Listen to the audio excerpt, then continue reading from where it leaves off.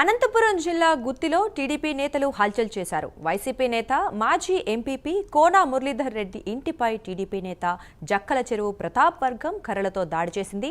ఇంటి తలుపులు, కారు అద్దాలు ధ్వంసం చేశారు. ఈ దాడులను ఎవరైనా చూసినట్లు చెప్తే చంపేస్తామంటూ స్థానికులను బెదిరించారు. దాడి సమయంలో ఇంటి యజమాని లేకపోవడంతో ప్రమాదం తప్పింది.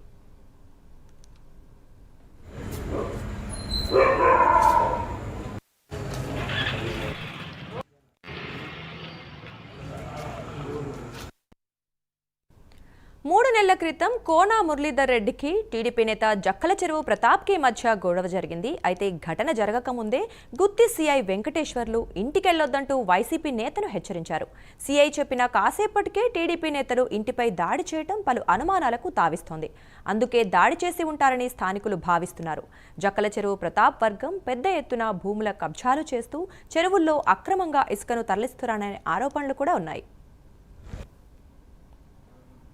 ఎవరు వచ్చి రాళ్ళు సిరిపోయినా ఎన్ని గంటల సమయంలో? అర్ధ గంట పైన అయింది. ఎంతమంది వచ్చినారు? వచ్చింటారు 50-60 మంది అని వచ్చింటారు. ఎందుకు? అది ఏమో విషయం జరిగింది, మనకు కూడా తెలియదు. మేము ఇక్కడ ఉన్నాం. మీరు చూసారా? ఇక్కడ ఉన్నారు కదా, మీరు చూసారా? ఎవరు వాళ్ళ పేర్లు తెలియదు. ఎవరు వచ్చి రాళ్ళు